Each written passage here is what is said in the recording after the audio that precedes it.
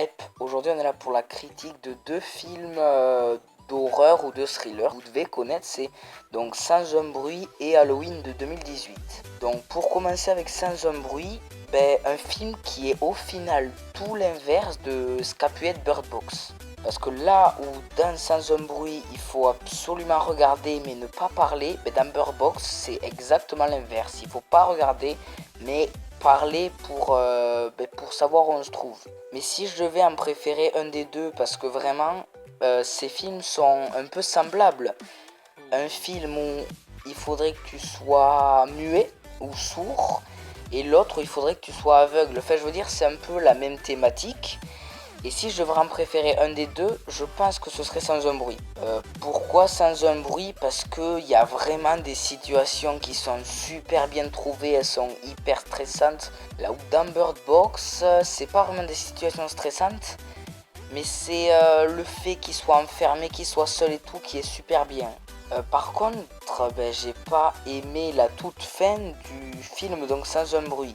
Quand je dis la toute fin, c'est là où toutes les bêtes, d'ailleurs on n'a pas de nom précis pour les désigner, mais c'est là où toutes les bêtes arrivent et oui, du coup arrivent sur Emily Blunt, le bébé, le fils et potentiellement la fille aussi. Et du coup au début, ils ont beaucoup de mal à les affronter. Et là ils ont trouvé leur point faible, c'est-à-dire vu qu'ils ont une ouïe super développée, un son à très haut décibel comme le fait un appareil auditif, ça permet de les tuer. Là c'est dommage parce que vu qu'ils ont trouvé leur point faible, ils peuvent facilement en tuer une dizaine. Du coup ça rend les bêtes moins charismatiques. C'est comme dans Stranger Things. En gros, dans la saison 1, il y a le démo Gorgon. Ils mettent... il est presque invincible. Tandis que dans la saison 2, il y a les démos chiens. Alors c'est pas pareil, mais ils arrivent plus facilement à les tuer. Donc c'est un peu pareil et c'est dommage pour ces bêtes-là. Du coup, ma note pour Sans un bruit, 9,5 sur 10 parce que je sais pas trop, c'est peut-être le fait qu'il y ait cette fin. Parce qu'il y aura Sans un bruit 2 prévu pour 2020 et cette fin m'a un peu déçu et du coup j'ai mis 9,5. Donc pour Halloween de 2018, c'est on peut dire une suite parce qu'il y avait déjà eu un premier film et celui-là c'est en gros la suite, sauf que c'est un petit peu un remake de la saga Halloween. Le film est assez long à démarrer en vrai, mais après tout s'enchaîne assez vite. Et la scène de la fête d'Halloween, c'est vraiment le gros point fort du film. Et j'ai adoré les plans. Il y a des plans où en fait la caméra ne bouge pas. Je pense notamment dans une scène où il y a des fenêtres et un couloir, pas un couloir, un passage qui permet donc à Michael de passer et de passer derrière la maison. Et la femme qui regarde par la fenêtre, la caméra ne bouge pas et il arrive, il la tue. Et ce plan là, comme d'autres, ils sont super bien trouvés je trouve. Mais après il y a beaucoup de défauts dans ce film que j'ai pas trouvé dans Sans un bruit. Déjà le psychiatre, un personnage du film, pour moi c'est le pire. Parce que je sais pas, il a pas de bon côté et il est pas... et tous les autres personnages du film, ils sont pas tellement exploités que ça. Il y a que Laurie, la petite fille de Laurie et Michael qui sont très bien exploités. Et après, les deux journalistes aussi. Et la famille de Laurie n'est pas très exploitée aussi. Après, le fait que Michael reste en vie pour assouvir sa vengeance envers Laurie.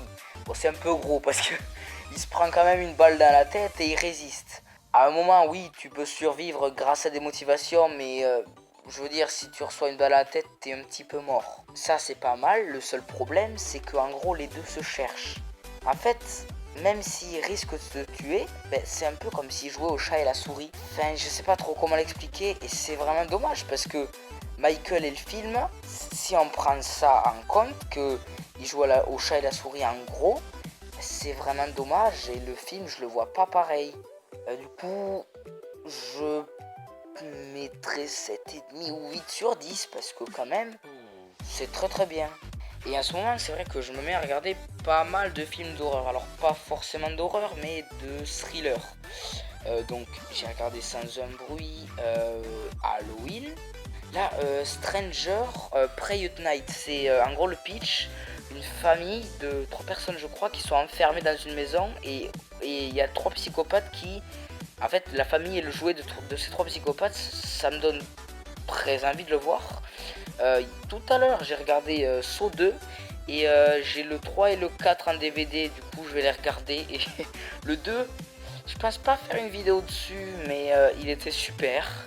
Et donc justement pour en revenir au film d'horreur, il n'y a pas longtemps de ça, j'étais un peu sceptique quand il fallait en regarder un parce que je me suis rendu compte que les films d'horreur, j'ai pas peur, à part si c'est des screamers.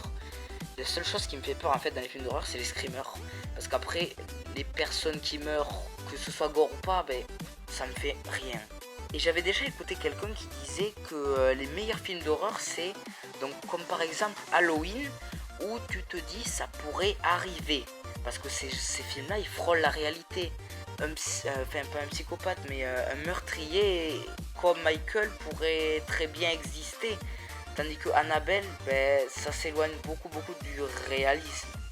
Du coup, cette vidéo sur 2 films d'horreur est terminée. Du coup, ciao.